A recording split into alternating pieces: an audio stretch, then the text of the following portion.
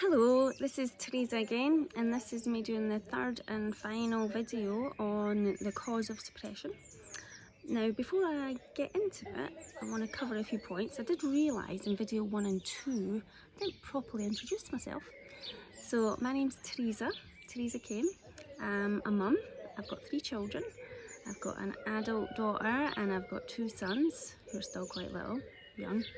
And I've got 4 grandchildren as well. I work with my husband. We have a business. We restore bathtubs. Not hugely busy at the moment, but we are getting inquiries, which is good, and we're doing things to help keep that going. And also what I've done over the years quite extensively is I've done a lot of voluntary work for Scientology. I've done a bit years up in Edinburgh, and I've done years in London, and now I'm probably going to do some time in Sussex. Anyway, the other thing I realised I hadn't mentioned is, well, what's Scientology? Because I'm doing a discussion or a talk on the Scientology handbook. So Scientology is a huge subject. There's no way I could say in a sentence what it is. It covers life, really. But that's, I suppose, the best way of describing it is how to understand life better. So if there's anything in life that you don't understand or you'd like to know more about, it could be anything. It could be like you want to learn how to study better, or you want to understand relationships better, or how can a person be more confident, or how do you be successful at work. All these things that we tend to ask ourselves as we're progressing through life, there are answers in Scientology. So if you've got anything that you want to understand better, feel free, you can put a question in the comments. I'll endeavour to answer if I can at all. But back to the little chat we're going to do today. So we've done 2 videos already. The first video, just to recap, covered suppression and what suppression is, and there's lots of examples in that video, so that's a good one to watch for examples. I'll tell you what suppression means again, just to cover it. Suppression is a harmful intention or action against which one cannot fight back. Thus, when one can do anything about it, it is less suppressive. So, part of really what we're doing here is to help gain knowledge to be able to do something about it. The second video went over really the type of personality, the antisocial personality, who tends to do suppressive things and makes you feel like you can't do anything about it, and how to recognise that personality. And in this video what we're going to cover is the social personality, and that, in many ways, that's more important than any. Like I say, there is more to this that you can learn, and there is a free course that you can do. We'll put that either in the description above or in the comments. You can just click and get on and do your free course. There's videos. It's very entertaining, actually. But I'm just going to cover a couple of points just to get an idea. So, as we said in the last video, the antisocial and social, the percentages, luckily, 80% social and 20% antisocial. A lot of people, but fortunately the majority are, trying to get on, do well in life. They want to help their family, they want to help their neighbours, they want to help. And that's good, and that is the majority of our society. I'm going to read a couple of things from, this book, the Scientology Handbook, is a massive book on many different subjects like study and relationships, marriage, etc. You can get the little booklet called The Cause of Suppression separately, so you can just read that if you wish. And again, on the link to the website for the free course, you can find out about that, or we'll put something in the comments. But yes, I'm going to read a couple of things out of here that I just think are good. So it says here, it is therefore even more important to identify the social personality than the antisocial personality.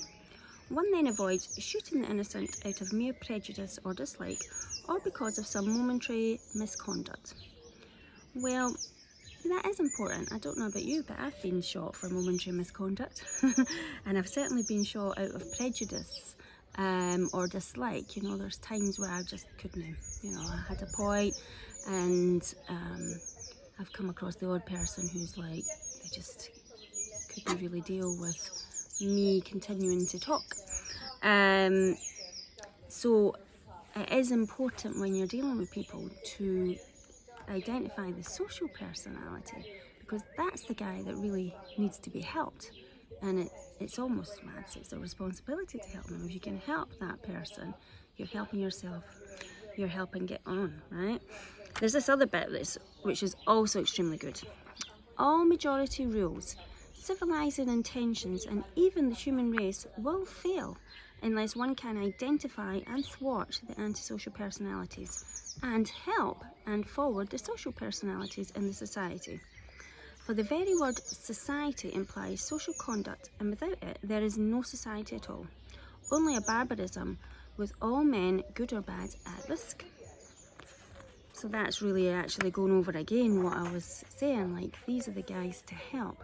So yeah, there are 12 traits for the social personality, similar to the antisocial. There's 12 antisocial characteristics that you can study and recognise. And there's 12 traits to the social personality. And if someone has the majority of these traits and you recognise them, you're dealing with a social personality. You might not like them, that's okay, you don't have to like everyone. But they're trying to do good in life, you know.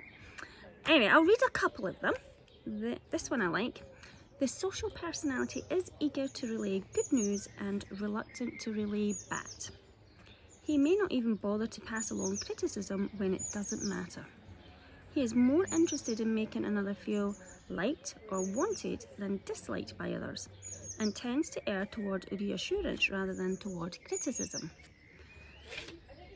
So that's good. So you know if someone's giving you good news, or even, I mean, sometimes they can err, like they don't tell you bad news. You know, they don't tell you that Joe Blow was saying something nasty about you. You know, the chances, you know, then they feel bad about that, so they don't want you to feel bad. It made me think, I remember years ago my mum was quite busy at work, but then she phoned me and she was all excited, and I was like, oh, what is it, Mum? And she was like, my brother had just passed his driving test, and she was really happy and she couldn't wait to tell me. It's like that's something a social personality does. They're eager to pass along good news. And you know, they're not, if he had failed, I actually don't think she would have told me. I wouldn't have known about it. So that's an example of that. I'm sure if you have a wee think, there's probably examples in your own life where you've noticed someone eager to pass on good news, reluctant to give you bad. Happens in work quite a lot. Sometimes the work colleague might need to tell you the electricity bill is due and we need to make more money, you know what they need to say. But there you go. I'll pick one more, and then I think that I'll do just to give us an idea. This one's a good one. Property is property of someone to the social personality, and its theft or misuse is prevented or frowned upon.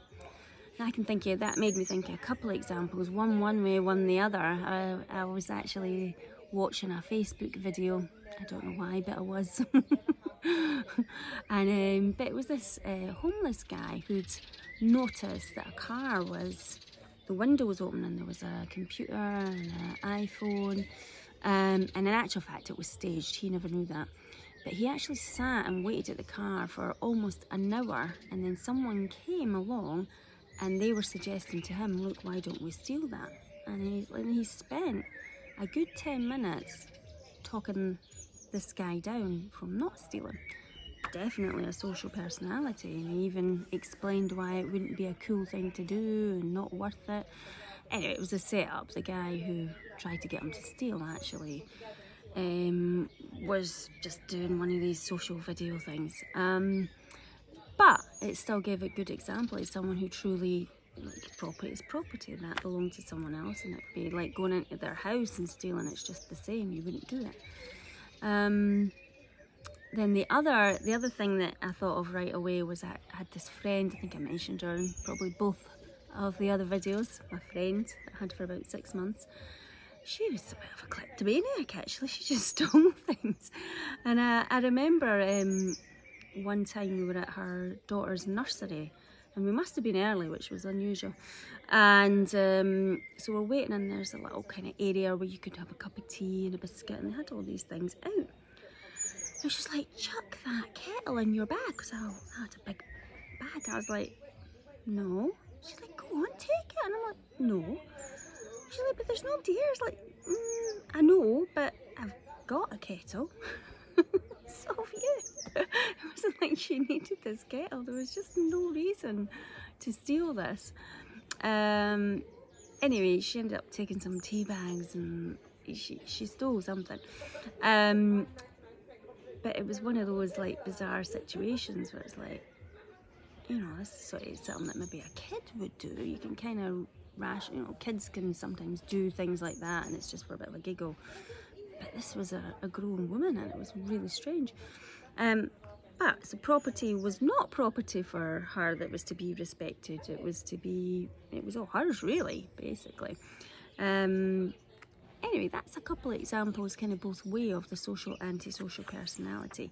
As I've said a few times, there is a free course, and I would do that and because in that, the second part of this definition, suppression, which is when you can do anything about it, it is less suppressive, then the course gives you what you can do about it. If you've had suppression in your life, and it might even be from the past, it might not be right now, there's things you can do about that to relieve yourself of that.